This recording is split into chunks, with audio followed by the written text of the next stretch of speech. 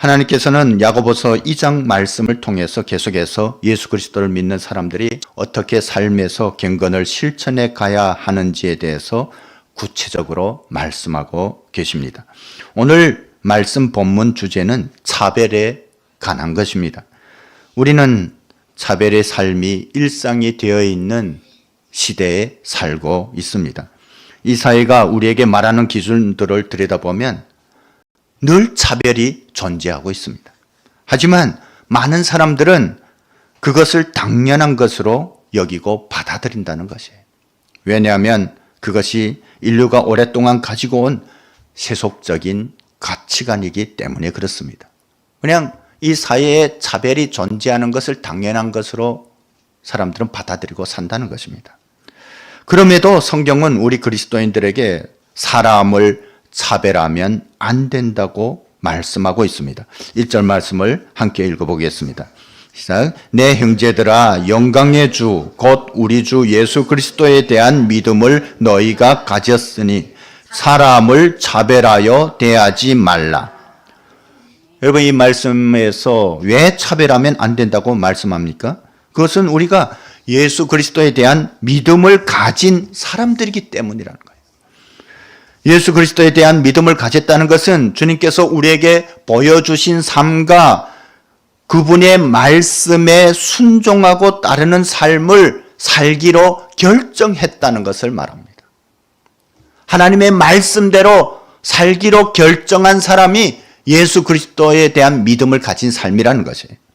때문에 하나님의 말씀, 즉 주님의 뜻과 계획이 곧 우리의 삶의 기준이고 지침이어야 한다는 것이죠. 세상이 어떤 것을 말하고 어떤 것을 주장하든지, 세상의 흐름이 어떻게 바뀌고 세상의 유행이 어떻게 변하든지 상관없이 우리는 오직 주님의 말씀에 순종하고 따를 수 있어야 한다는 것입니다. 하나님의 말씀인 성경 안에 사람을 대하는 기준과 태도와 방법이 들어 있습니다. 로마서 2장 11절을 보면 이는 하나님께서 외모로 사람을 취하지 아니하심이라고 말씀하고 있어요. 이 말씀이 뭐예요? 하나님은 사람을 외모를 보고 취하지 않는다는 거예요. 이러한 말씀의 내용이 구약 성경과 신약 성경의 곳곳에서 나오고 있습니다. 여러분, 우리가 지금 나누고 있는 야고보서뿐만 아니라 신약 성경의 갈라디아서, 에베소서, 골로새서, 그리고 베드로전서 이런 말씀들에서 하나님께서는 사람을 외모로 판단하지 않으신다고 말씀하셔요. 구약 성경도 마찬가지예요. 신명기서를 보면 재판할 때 사람을 외모로 판단하지 말고 빈부귀천에 상관없이 공평하게 판결하라고 말씀하고 있어요. 그런 것이 성경의 곳곳에 많이 나오고 있습니다. 혹시 우리가 착각하면 안 돼요. 하나님께서 사람들이 보기에 좋은 그런 모습을 좋아하시는 분이라고 생각하면 안 됩니다. 세상의 기준이 그렇잖아요. 사무엘상에 보면 그런 이야기가 있습니다. 하나님께서 세우신 사울 왕이 하나님의 뜻에 계속해서 불순종하자 하나님께서는 이 사무엘 선지자에게 그런 말씀을 하세요.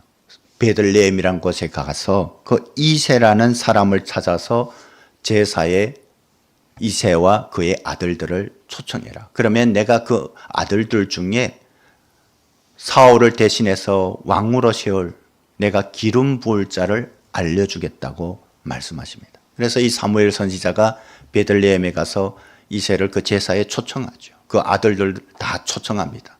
7 아들들이 함께 하였습니다. 그런데 이 이새의 맏아들이 엘리압이라는 사람이에요. 보니까 잘생겼어요. 키도 커요. 그러니까 이 사무엘 선지자가 이 사람이구나. 이 사람이 하나님께서 기름 부을 자구나 하고 그렇게 생각했어요. 그런데 그때 하나님께서는 사무엘에게 아니다. 나는 용모와 키를 보고 사람을 판단하지 않는다.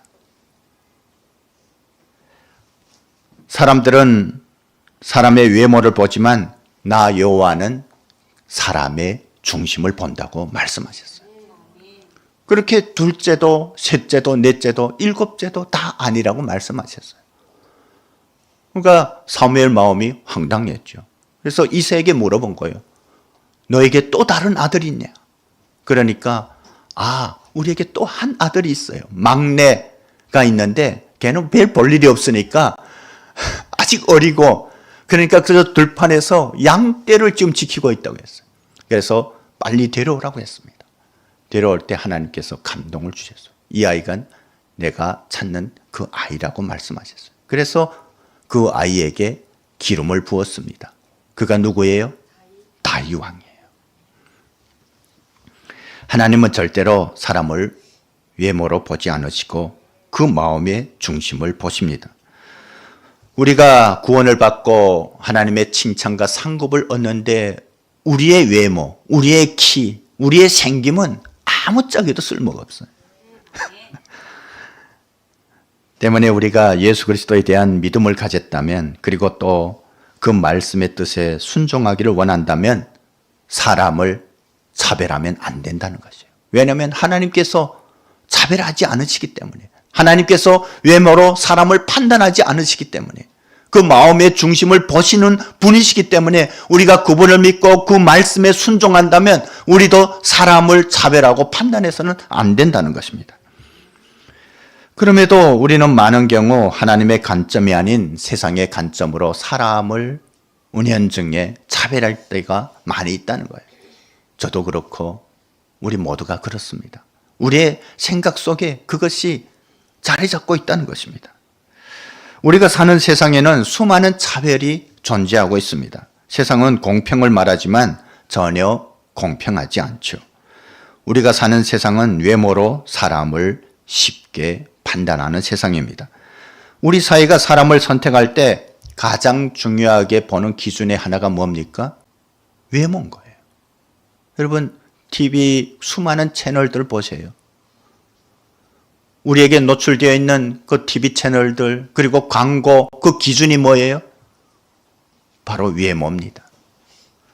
여러분 회사에서 사람을 뽑을 때 그 가운데도 그런 차별적인 요소가 있어요. 이전에 저희 딸이 그 항공 승무원을 하고 싶은 마음이 있었어요. 근데 알아보니까 거기에는 뭐 키 기준이 있고 외모 기준들이 있더라고요. 여러분 항공 승무원뿐만 아니에요. 이 회사의 많은 부분에서 그런 차별들이 있습니다. 그런 기준들이 있습니다.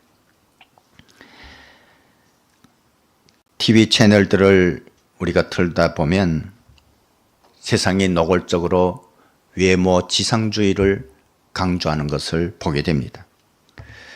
그와 같은 잘못된 기준 때문에 많은 청소년들을 비롯한 젊은이들이 인격이나 성품의 변화가 아닌 외모에만 관심을 갖는 기형적인 사회 문화가 계속해서 만들어지고 있다는 것입니다. 세상은 또한 사람들을 혈연이나 학연으로 평가하기도 합니다. 그가 어떤 학교를 나오고 어떤 공부를 했다면 그 사람의 마음과는 상관없이 그를 높이 본다는 것이에요. 또 어떤 학연이 미약하면 그 사람의 마음을 알지 못한 채 그를 별치하는 사람으로 평가하기 일상입니다. 우리나라에는 또 특이한 그런 차별들이 있어요. 지역으로 사람을 판단하는 것입니다. 우리나라만큼 이렇게 지역주의가 심한 나라도 없는 것 같아요. 그런 민족도 없는 것 같아요. 저 사람은 경상도 출신이기 때문에 어떨 것이다. 저 사람은 전라도 출신이기 때문에 어떨 것이다. 충청도이기 때문에 어떨 것이다. 미리 다 판단하는 거예요. 여러분 그것이 얼마나 큰 차별입니까? 이 모든 것은 사람들로 하여금 서로를 사랑하고 용납하고 하나로 묶는 것이 아닌 서로를 불신하고 미워하고 갈등하게 하는 사탄의 문화라는 것입니다. 하나님을 모르는 세상이 그리하는 것은 어쩔 수가 없죠. 왜냐하면 인간의 제약된 욕망이 세상의 가치관과 문화를 만들기 때문에 그렇습니다. 그런데 그와 같은 제약된 흐름에 교회가, 우리 믿는 그리스도인들이 함께한다는 것은 결코 바람직하지 않다는 것이에요. 하나님께서 기뻐하지 않으신다는 것입니다. 그리스도 예수 안에서 살아가는 그리스도인들이 자기의 유익을 취하기 위해서 외부적인 조건에 얽매이는 것은 잘못이고 영광의 주 예수 그리스도를 믿는 믿음에 걸맞지 않은 행동이라는 것입니다. 하지만 그와 같은 현상은 오늘날에도 계속되고 있습니다. 초대교회 때도 그와 같은 현상들이 교회 안에서 나타났다는 것입니다. 오늘 본문 2절과 3절은 그리스도인들이 사람을 외모로 취하는 행위에 대한 어떤 사례를 말하고 있습니다. 여기서 말하는 회당은 초대교회 당시 예배를 드리기 위해서 모이는 장소였습니다. 초대교회에서 주로 가정에서 예배를 드리기도 했죠. 하지만 그때 당시 유대인들이 사는 곳이면 만들어져 있던 회당을 통해서도 그리스도인들이 모이고 예배를 드리기도 했습니다. 그 회당에 오늘 본문을 보면 금가락지를 끼고 아름다운 옷을 입은 부자처럼 보이는 사람과 남루한 옷을 입은 사람을 맞을 때 사람들이 대하는 태도가 다르다고 말씀하고 있는 거예요. 여러분, 이것은 그냥 만들어낸 말이 아니라 그때 당시 실제적인 상황을 예로 말씀하는 거예요. 군반지를 끼고 아름다운 옷을 입은 부자처럼 보이는 사람이 들어오면 어떻게 한다고 해요? 정중하게 맞이하고 좋은 자리를 권한다는 것입니다. 그 2절 말씀에 눈여겨본다는 것은 무슨 의미냐면 그 사람에 대해서 좋은 마음을 가지고 존중한다는 것을 말해요. 그 사람이 어떤 사람인지 몰라요. 어떤 마음을 가졌는지 몰라요. 그냥 단지 그의 손에 금반지가 끼워져 있고 화려한 옷을 입었기 때문에 이 사람은 내가 가까이 하고 싶은 좋은 사람이라고 그렇게 판단한다는 거예요. 여러분, 거기에는 뭐가 깔려 있어요? 인간적인 욕망이 깔려 있어요. 이 사람과 가까이 하면 나에게 어떤 유익이 돌아올 것이라는 그런 타산이 깔려 있다는 것이에요. 하지만 남루한 옷을 입은 가난해 보이는 사람에게는 부자처럼 보이는 사람과는 대조적인 태도를 보인다는 것입니다. 그런 사람이 들어오면 친절하게 좋은 자리를 권하는 것이 아닌 뭐라고요? 그냥 자리에 서 있든지 아니면 내 발등상 아래 앉으라는. 여러분, 발등상 아래 앉으라는 것은 의자 이런 자리를 권하는 것이 아니라 그냥 방바닥에 알아서 앉든지 말든지 하는 거예요. 이 말씀에서 가난해 보이는 사람에게 나타내는 억양이나 행동이 느껴지지 않습니까? 얼마나 비아냥되고 그렇게 무시하는 행동이겠습니까? 이것은 사람을 차별하는 모욕적인 행위를 말씀하고 있습니다. 이와 같은 현상은 하나님이 없는 세상에서는 일상에서 일어나고 있는 것입니다. 그런데 예수 그리스도를 구주로 믿는 믿음의 공동체 안에서도 이와 같은 일이 일어나고 있다는 것입니다. 그것 때문에 영혼들을 향한 하나님의 구원 계획이 방해를 받고 있음을 우리에게 말씀하고 있는 거예요. 여러분, 이런 차별적인 행위 때문에 얼마나 많은 사람들이 상처를 받고 교회를 떠났습니까? 그런 일들이 지금도 일어나고 있다는 거예요. 인도의 독립운동 지도자였던 간디라는 사람이 있습니다. 여러분들도 잘 아실 것입니다. 지금도 인도의 국부로 존경을 받고 있죠. 그런데 이 간디는 굉장히 독실한 예수 숭배자입니다. 그런데 기독교인은 아니에요. 여러분, 이상하지 않습니까? 예수님을 너무 좋아하는데 기독교인은 아니라는 거예요. 그런데 거기에 그럴 만한 사연이 있었다고 합니다. 이 간디의 친구 중에 앤드루스라는 선교사 한 분이 있었습니다. 이 선교사님이 이 간디가 굉장히 중요한 인물이기 때문에, 그의 영향력이 크기 때문에 그를 전도하려고 기도하고 마음먹었습니다. 그래서 언젠가 기회를 잡고 간디를 찾아가서 예수 그리스도를 전하고 열심히 전도했는데, 이도 이 간디가 마음을 열고 예수님을 받아들이겠다고 했어요. 그래서 이 선교사님과 약속했어요. 이 선교사님이 지금 나가는 영국인 교회에 이번 주일에 출석하겠다고 약속했어요. 그 주일이 왔어요. 그리고 그 선교사님을 만나서 함께 그 영국인 교회를 가게 되었습니다. 교회에 가서 그 교회 출입문을 열고 들어가는데 그 교회 문지기가, 그때는 교회 문지기가 있었나 봐요. 영국인 교회니까 어떤 다른 사람들을 마음대로 못 들어게 하려고 그런 문지기가 있었나 봐요. 이 간디가 유색인인 것을 보고 그를 가로막았습니다. 그리고 못 들어가게 하고 그를 밖으로 내쫓았다고 합니다. 그때부터 간디는 절대로 교회에 가지 않기로 결심했다고 합니다. 여러분, 간디 한 사람이 예수 그리스도를 믿고 구원을 받았다면 얼마나 많은 인도의 영혼들이 주님에게로 돌아왔겠습니까? 이런 차별적인 행동 때문에 인도에서 하나님의 구원의 역사를 이루는데 엄청난 차질이 빚어졌다는 거예요.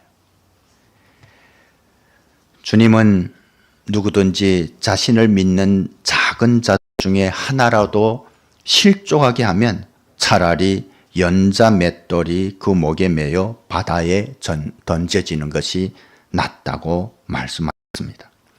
그만큼 다른 사람을 차별하여 실족하게 하는 것이 엄중한 죄라는 것이에요. 그런 잘못에 대해서 주님 앞에 섰을 때 받게 될 그 심판이 크다는 것을 말씀하고 있습니다. 오늘날 믿음의 공동체라고 하는 교회 안에서 얼마나 많은 차별적인 행위들이 일어나고 있습니까? 교회 안에서 우리 모두는 지체이고 하나님의 가족이라고 말하고 있죠. 하지만 그러면서 서로를 경계하고 판단하고 차별한다는 것입니다. 저는 한국에 와서 여러 가지 많은 이야기를 들었어요. 교회 안에 보면 비슷한 사람들끼리 끼리끼리 모인다는 거예요. 여러분, 교회는 그리스도의 몸이고 우리는 그리스도의 몸의 지체로 부름받았고 하나님의 다 동등한 자녀인데 교회 안에서 파벌을 만든다는 거예요. 어떤 비슷한 학력을 가진 사람, 비슷한 매력을 가진 사람들이 따로따로 만들고 끼리끼리 논다는 거예요. 여러분, 그것이 주님의 몸된 교회라고 할 수가 있겠습니까? 그것은 우리가 서로 사랑하라고 하는 하나님의 뜻과 반하는 것이에요. 자기 마음에 드는 사람, 자기에게 맞다고 생각하는 사람만 사랑하는 차별적인 행위라는 것이에요. 또 그런 말도 들었어요. 어떤 교회는 부자들만 간다는 거예요. 그래서 좀 뭔가 돈이 없고 가난해 보이는 사람이 들어가면 경계 대상이 된대요. 그 속에 끼울 수가 없대요. 그래서 그 교회를 못 나간다고 그런 얘기도 들었어요. 여러분, 그런 교회가 주님의 몸된 교회라고 말할 수 있습니까? 교회는 하나님의 집인 거예요. 하나님께서 우리를 공평하게 동등하게 하나님의 자녀로 부르셨는데 우리가 그 세속적인 가치관으로 사람들을 차별하고 판단한다는 거예요.